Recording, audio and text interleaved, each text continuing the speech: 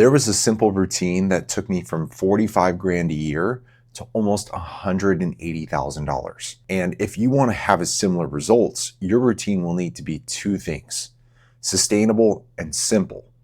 And so today I want to go over the 5 basic things that I did every morning and how you can customize them to work for your needs. And most importantly, I'll be going over why my routine had such a huge impact on my income and what you'll need to do to get similar results. So a quick rundown, and then we can spend some time on how you want to customize these for yourself. So at the time, I woke up pretty early. I woke up at 5 o'clock in the morning. It doesn't have to be that early for you. It's going to be dependent on your schedule, but that's just when I woke up. But I got up with just enough time for me to be able to get up, get dressed, and go straight to the gym. I went straight to CrossFit first thing in the morning.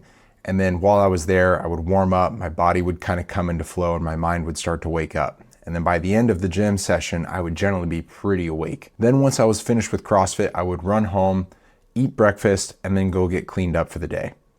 Once I was cleaned up and ready to go, I would actually sit down at a desk and spend some time reading. And then once I had done a good amount of reading and I was feeling mentally stimulated, I would sit down and do some journaling and planning for the day, where I would just kind of set the tone for the day, plan out my top objectives, and then once I was done with that, I would sit down and practice my craft. Specifically, I was focused on selling and being able to increase leads and lead generation. Those were the primary things that I was focused on developing. Then once I was finished with that, I would cut loose and just go to work. It's that simple. That was my entire morning routine. I did everything in my power to make sure that I went from waking up to being ready for work as quickly as possible, while still making time to develop myself as a person. And that was designed that way on purpose, because one of the lessons that I've learned over the years is that one of the most important effects in success is consistency. And one of the easiest way to make sure that something is consistent is to make sure that it's sustainable and enjoyable, which for me combines to be easy. What you have to realize is that at the end of the day, a morning routine is designed to do two things.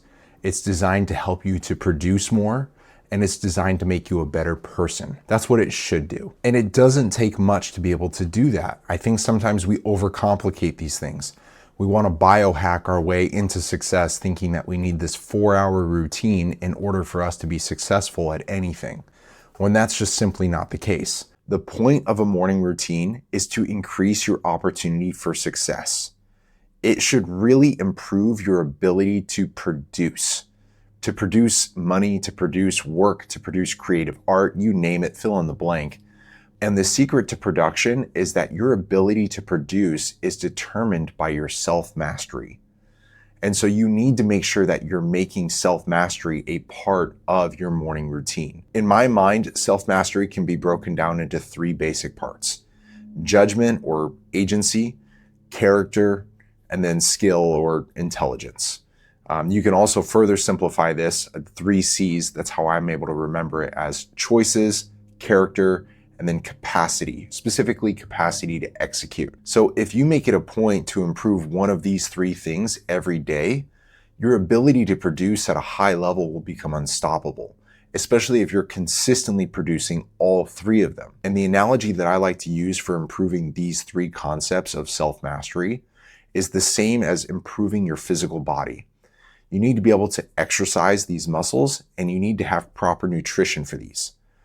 The exercise is something that you should be doing throughout the day, both in the morning and then also during your workday. The proper nutrition is something that you can also do throughout the day if you want, but you really need to make sure that you're setting the tone with it and what you consume first thing in the morning. And as a standard for you to work with, the content that you need to consume needs to propel you into the kind of person that you are proud of, and it needs to come from the kind of people who have accomplished what you want to do. But the key is that you need to be consistent and that these habits need to be sustainable. So my advice for this is simply start where you are and find a way to make this enjoyable. Because here's the thing, it's much better to do this for 30 minutes a day rather than trying to do some of these things 4 hours once in a week. If you neglect your ability to make reasoned choices, or your character, or you let your capacity to act in any way suffer for too long, atrophy is going to kick in. Your muscles are going to deplete themselves. You're just going to get worse over time. And if you do this for long enough, the compounding interest of atrophy will start to take hold. And what you'll find is that over the course of a week, if you do 6 days of nothing and then try to make up for it all at once in one specific 4-hour burst, you'll have done the same amount of work, but because it wasn't spread out throughout the week, you've had to fight that negative atrophy. You've had to fight that negative compounding interest.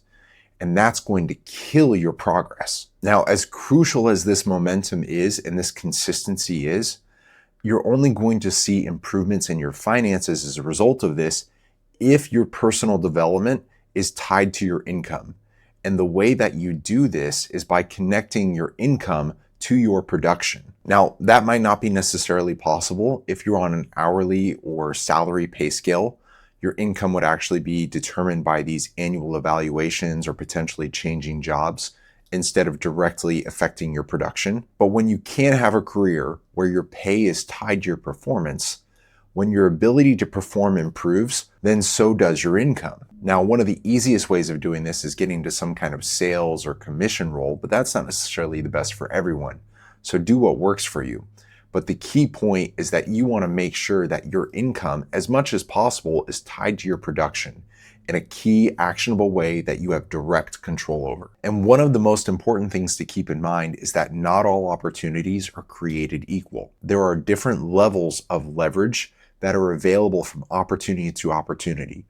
One of the simplest examples of this in sales is the revenue that's being generated by the different products that we're selling. So a really simple example of this is I started my sales career doing door-to-door pest control, where the average account value was around $500 to $600.